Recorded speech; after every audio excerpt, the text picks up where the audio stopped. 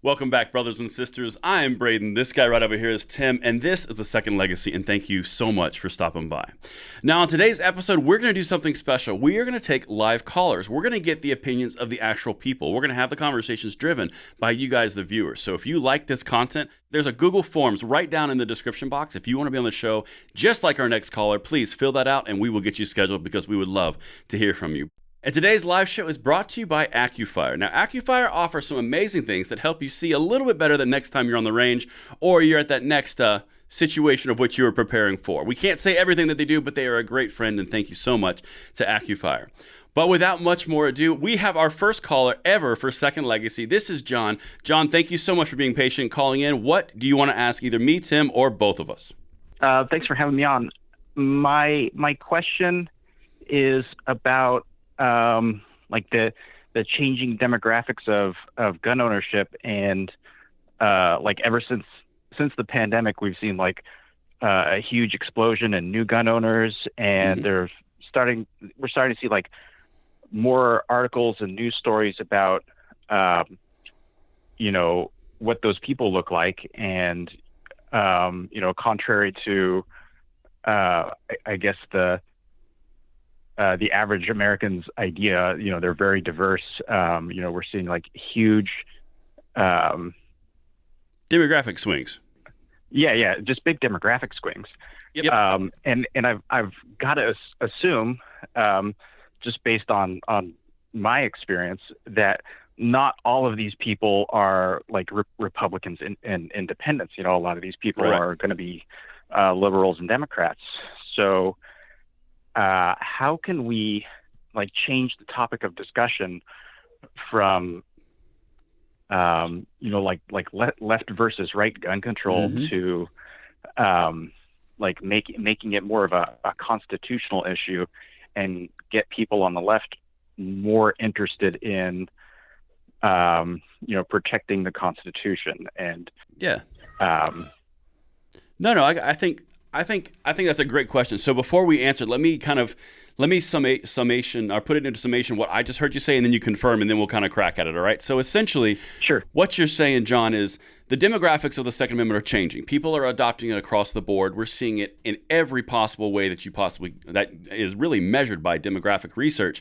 What you're saying is, how do we transition that conversation, bring them into the fold away from left versus right and demographic conversations, and into constitutional concerns of this is for everybody? Is that pretty close to what you're trying to question? That's pretty dead on, because like when you watch the media and the news, you don't see much of that conversation at all, and they're going real hard on gun control and assault weapons, and I know a lot of that is because they're seeing those numbers too.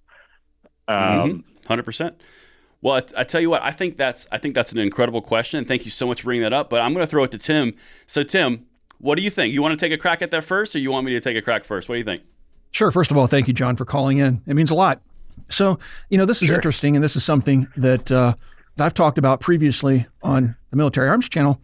And, you'll very rarely, if ever, hear me say Democrat, Republican are referring to our constitutional rights. That's because I would imagine about 30-40% of the people that watch gun content on YouTube identify as Democrat. There are pro-gun Democrats, a lot of pro-gun Democrats. So we can't really make that delineation. I think we hurt ourselves when we do that, right? The delineation we need to make is pro-freedom, anti-freedom, pro-2A, anti-2A.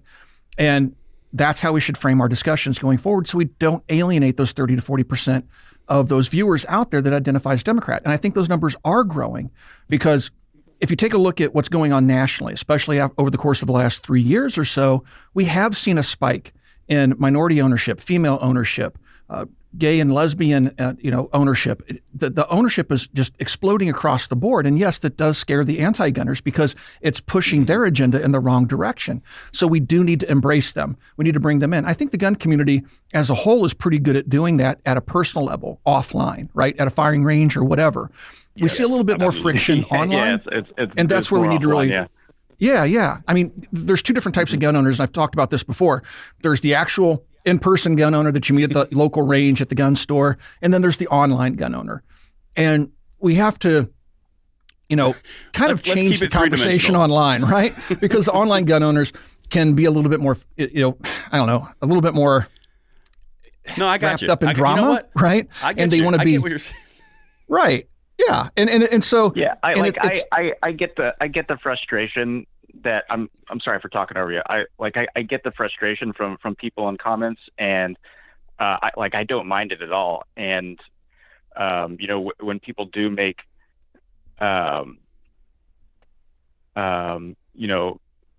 like When there's comments about unsavory. the right versus left, I get it, and it doesn't bother me, but I do see it that it could have like a chilling effect on bringing more people into the conversation and more people to because ultimately you want to get more people to talk to their leaders and say like, hey, let's drop this and focus on other issues.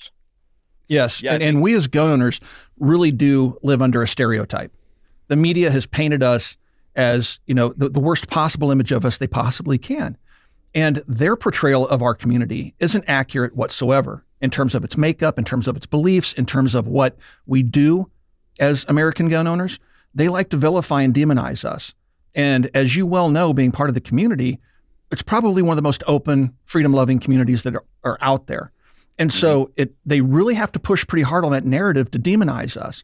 And I really feel bad for new gun owners that step into the fray, right? Because they're really stepping into an unknown, stepping into a new hobby, perhaps, something like that, first getting involved in either self-defense carry or competition shooting. And boy, I mean, they're just right out of the frying pan into the fire. I mean, they're just, the media's after them, then they get online, then the online gun community can be less than inviting. And so it is difficult. And I do think that we as a whole need to embrace everybody because we typically do. I mean, that's what we believe. We believe in freedom for everybody, not just for people that think like us.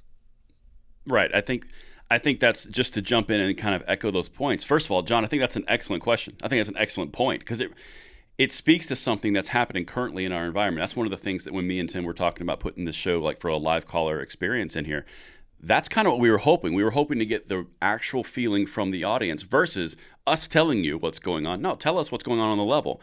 And I think that's such an important piece because to Tim's point, everything you see online and every bad interaction is not representative of the entire demographic of the gun world. Sometimes you meet people who put a bad rap on a bad environment. It happens across the board in anywhere there's a human involved. You're going to run into that somewhere. But I think it's so crucially important to something else that Tim said.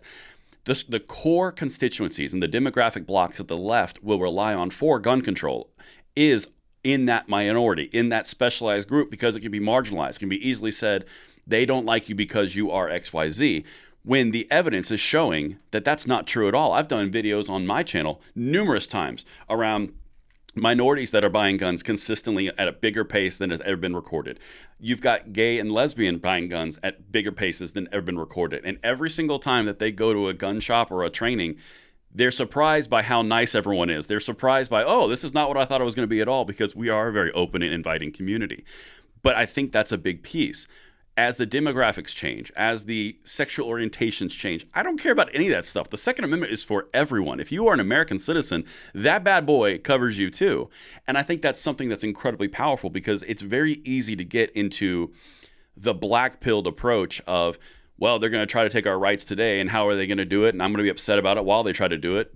Well, not necessarily. The more people that you bring in, the more people that adopt your lifestyle, if you are welcoming to them, that will be harder and harder and harder, and more Supreme Court cases are coming down that are justifying our position, that are making it harder for gun control to propagate, to be quite honest with you. I think we're in an amazing place, but I've been on that train for a while. I've always been the Pollyannish one, so. We're both kind of there, I think. Yeah. That's part of the reason why we teamed up to do the new channel, was because we do share a lot of common beliefs, and we do agree that the Second Amendment is for everybody. We are on the uptick. We are winning, and we need to continue pushing that ball forward. And we can only do that by being inclusive. We can only do that by showing the world that we're not what they try to paint us as to be, right? We aren't the bad people. We aren't bloodthirsty. We aren't anything. We're just average Americans wanting to live our life in freedom. We also believe very heavily, and this is a uniquely American belief system. And I've learned this from traveling the world. Most people and most citizens of most nations defer to their government. They trust their government. They want to give power to their government because they believe the government has their best interests in heart. We as Americans don't believe that, generally speaking. Most of us have an adversarial relationship with our government. We don't blindly trust our government. We ask questions. When the government says jump, we're like, why are you asking us to jump? And that's the way we have to be to maintain freedom. And the Second Amendment is part of that. It gives us that individual liberty and the ability to push back against a government that may become tyrannical. It has nothing to do with hunting deer or, sporting purposes. That's all stuff that was added later for political purposes. Our Second Amendment is very clear. It is to make sure that we can maintain freedom, to put the power of government in the hands of people, all people, regardless of your political affiliation, who you choose to love, whatever. It doesn't matter. All that matters is that we live free, and we've been given the power by our founders to maintain that freedom. And that's what the Second Amendment is. And that was an awesome first call. Thank you guys so much. If you want to be on the calls, you can check it out right down there in the description box. There's a Google form where you can sign up to be in the exact same spot that John just was. And thank you so much for watching The Second Legacy, and we will catch you on the next one.